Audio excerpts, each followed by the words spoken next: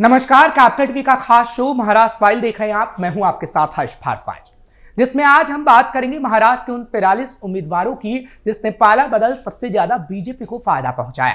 बात होगी उस केंद्रीय मंत्री की जो अपनी ही पार्टी पर भड़क उठी। महाराष्ट्र फाइल में आपको बताएंगे कैसे लाडली बहन योजना से बीजेपी को मिलेगी जीत, दिखाएंगे आपको कांग्रेस पर ओवैसी का प्रहार और आखिर में बात महाराष्ट्र पुलिस की भी होगी। लेकिन उससे पहले एक नजर महाराष्ट्र की टॉप हेडलाइंस पर। महाराष्ट्र चुनाव में हार के बाद एमवीए में भगदड़, दूसरे नंबर के 43 उम्मीदवार महायुति में शामिल, सबसे ज्यादा फायदे में बीजेपी।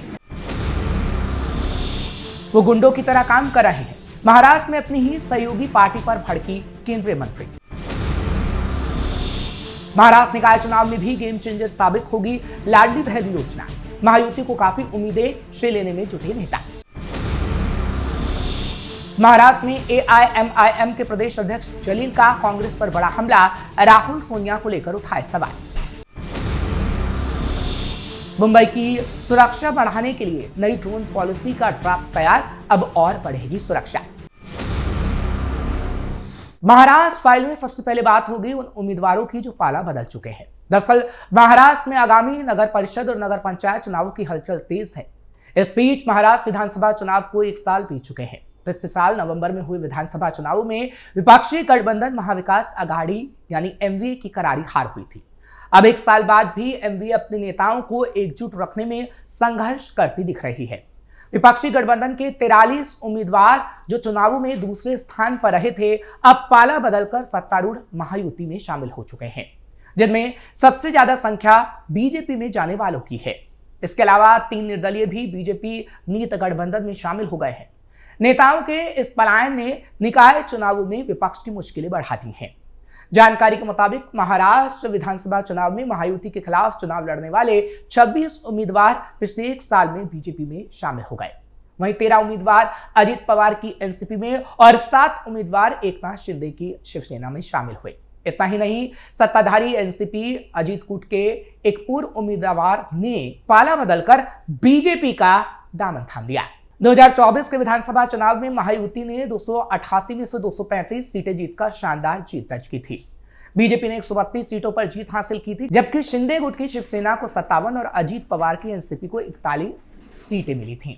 इसके मुकाबले महाविकास आघाड़ी यानी एमवीए 50 सीटों का आंकड़ा भी पार न कर सकी। उद्धव ठाकरे की शिवसेना यानी यूबीटी को 20, कांग्रेस को 16 और शरद पवार की एनसीपी को 10 सीटें मिली थीं। विपक्षी गठबंधन में चल रही फूट से सबसे ज्यादा प्रभावित उद्धव ठाकरे की शिवसेना हुई है। उसके 19 पूर्व उम्मीदवार महायुति की ओर जा चुके हैं, जबकि गठबंधन में उसकी सहयोगी एनसीपी एसपी ने 13 और कांग्रेस ने 10 नेताओं को खो दिया। 3 निर्दलीय और पीडब्ल्यूपी के एक दूसरे स्थान के उम्मीदवार ने भी महायुति में शामिल होने का फैसला किया। आंकड़ों पर गौर करें तो बीजेपी की नजरें मराठवाड़ा, उत्तर महाराष्ट्र और कोंकण पर ज्यादा केंद्रित है। मराठवाड़ा में 16 पूर्व एमवीए उम्मीदवारों ने दल बदला है, जिसमें से 8 बीजेपी में शामिल हुए हैं, 5 एनसीपी में और 3 शिंदे गुट में गए हैं। उत्तर महाराष्ट्र में 11 नेताओं में से 10 बीजेपी के साथ चले गए और 1 एनसीपी में शामिल हुआ है। बढ़ते हैं दूसरी खबर की ओर, जहां महायुति के सहयोगी भारतीय जनता पार्टी और शिवसेना के बीच मंगलवार को फिर से तनातनी देखने को मिली। केंद्रीय मंत्री और बीजेपी सांसद रक्षा खड़गे ने आरोप लगाया कि उप मुख्यमंत्री एकनाथ शिंदे के नेतृत्व वाली शिवसेना के कार्यकर्ता जलगांव जिले के मुक्ताई नगर विधानसभा क्षेत्र में लोगों को धमका रहे हैं। केंद्रीय मंत्री ने मीडिया से बातचीत में कहा, मुक्ताई नगर जो कभी शांत था, अब हिंसा का केंद्र बन गया है। अपराध की घटनाएं बढ़ रही हैं और गुंडे नियमित रूप से लोगों को धमका रहे हैं और परेशान कर रहे हैं। लड़कियां अब सुरक्षित नहीं है और महिलाएं और बच्चे डर के साए में जी रहे हैं। यहां तक कि मेरी बेटी को भी इसका खामियाजा भुगतना पड़ा है। रक्षा खड़गे ने आगे कहा, एक मां, बेटी, बहन, निवासी और सांसद होने के नाते इन चिंताओं को उठाना मेरा संवैधानिक कर्तव्य है। रावेर की सांसद ने दावा किया कि एकनाथ शिंदे खेमे की ओर से धूर्त व्यवसायों में शामिल लोगों को बढ़ावा दिया जा रहा है। उन्होंने कहा वो गुंडों की तरह काम कर रहे हैं और लोगों पर दबाव बढ़ा रहे हैं। खड़से ने बताया कि मुक्ताई नगर पारंपरिक रूप से बीजेपी का गढ़ रहा है और याद दिलाया कि उनके ससुर वरिष्ठ नेता एकनाथ खड़गे से ने कई बार ये सीट जीती थी। हालांकि आपको बता दें कि 2024 के विधानसभा चुनाव में शिवसेना के चंद्रकांत पाटिल ने इस सीट पर कब्जा कर लिया था। वहीं महाराष्ट्र के मंत्री चंद्रशेखर बावनकुले का भी बयान सामने आया है। उन्होंने कहा है कि महायुति गठबंधन आगामी स्थानीय निकाय चुनाव में 51% से ज्यादा वोट शेयर के साथ जीतेगी। उन्होंने कहा कि अगर सहयोगियों के बीच कोई मतभेद है तो परिणामों के बाद सुलझा लिया जाएगा। राज्य में 246 नगर परिषदों और 42 नगर पंचायतों के चुनाव 2 दिसंबर को होंगे, जबकि परिणाम 3 दिसंबर को घोषित किए जाएंगे। नगर निगम चुनाव जनवरी 2026 में होने की उम्मीद है।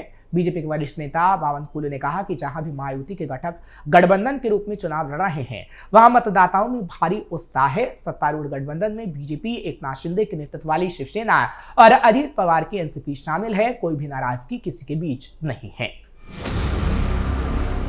बात महाराष्ट्र स्थानीय निकाय चुनाव की ही होगी, जहां पर चुनाव प्रचार बड़ी तेजी से चल रहा है। मुख्यमंत्री देवेंद्र फडणवीस, उप मुख्यमंत्री एकनाथ शिंदे और अजित पवार ने अलग अलग जिलों में दिन रात चुनाव प्रचार के लिए जनसभाएं शुरू कर दी हैं। 242 नगर परिषदों और 42 नगर पंचायत सहित 288 स्थानीय निकायों में 2 दिसंबर को वोटिंग होगी और मतगणना 3 दिसंबर को होगी। महाराष्ट्र विधानसभा चुनाव में गेम चेंजर साबित हुई लाडली बहन योजना का असर अब स्थानीय स्वराज संस्थाओं के चुनाव में भी देखने को मिल रहा है।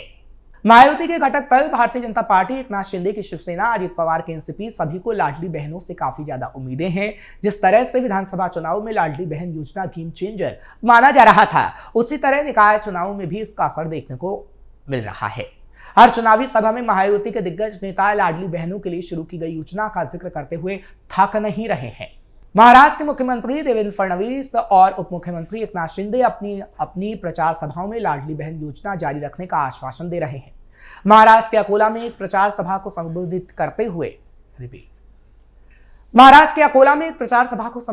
हुए महाराष्ट्र के मुख्यमंत्री देवेंद्र फडणवीस ने कहा कि जब तक देवभाव मुख्यमंत्री है, तब तक लाडली बहन योजना बंद नहीं होगी। उन्होंने कहा, हम सिर्फ आश्वासन देने वाले लोग नहीं हैं, हम जो कहते हैं वो करते हैं। आप लोगों के आशीर्वाद से पिछले वर्ष महाराष्ट्र में आपने हमें प्रचंड बहुमत से विजय दिलाई और आपके आशीर्वाद से मैं महाराष्ट्र का मुख्यमंत्री बना। उस दौरान बहुत लोग कहते थे बीजेपी की इतनी सीटें आ गई, अब बीजेपी सभी योजना बंद कर देगी। लोग कहते हैं लाडली बहन योजना बीजेपी वाले बंद कर देंगे, लेकिन 1 साल हमने योजना जारी रखी। मैं अपनी लाडली बहनों को कह रहा हूं, जब तक तुम्हारा देवभाव मुख्यमंत्री है, तब तक कोई भी लाडली बहन योजना बंद नहीं करा सकता। उन्होंने कहा, हमें सिर्फ लाडली बहन योजना चलाकर रुकना नहीं है, हमें बहनों को लखपति दीदी करना है, उनके हाथों में काम देना है, उनको लखपति दीदी करके हमें विकास की राह पर आगे बढ़ाना है। मोदी जी कहते हैं, एक महिला रोजगार कमाती है, वो पूरे परिवार का कल्याण करती है। पुरुष पैसा कमाता है, अनेक बार पैसा गंवाता है। हमारी महिला जो पैसा कमाती है, वो अपने पैसे को कल्याण के लिए लगाती है। यही बात एकनाथ शिंदे भी कहते नजर आ रहे हैं। दरअसल महाराष्ट्र के उप मुख्यमंत्री एकनाथ शिंदे ने नागपुर के उमरेड में एक सभा को संबोधित किया और कहा कि लाडली बहन योजना कभी भी बंद नहीं होगी। ये योजना बहनों के सशक्तिकरण की गारंटी है और इसे और मजबूत बनाया जाएगा।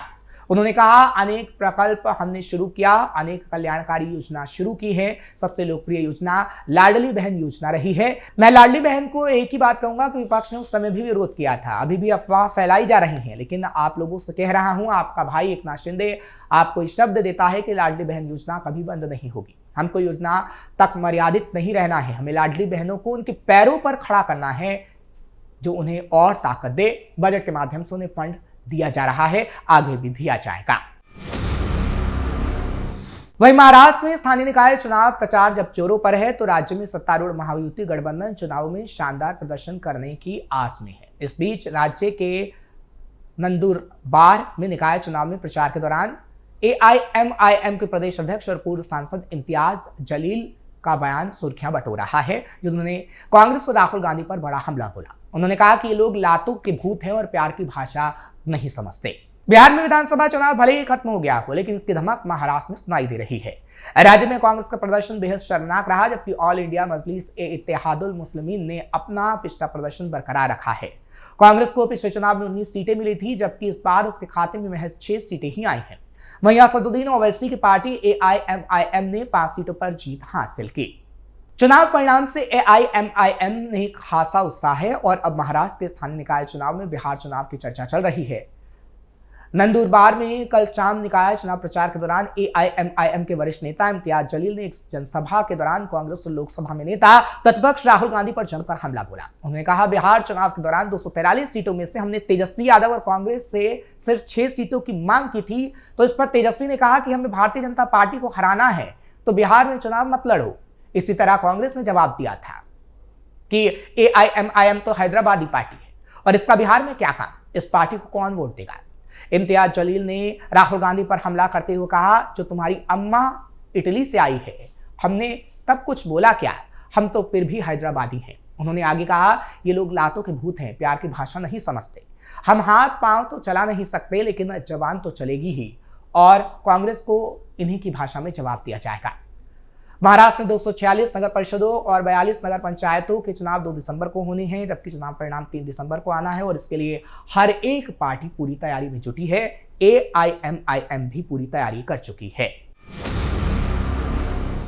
खबरों के आखिर में बात करते हैं महाराष्ट्र पुलिस की, जहां महाराष्ट्र पुलिस मुंबई समेत खास शहरों में सिक्योरिटी और सर्विलांस को मजबूत करने के लिए ड्रोन इस्तेमाल करने की पॉलिसी का ड्राफ्ट बना रही है।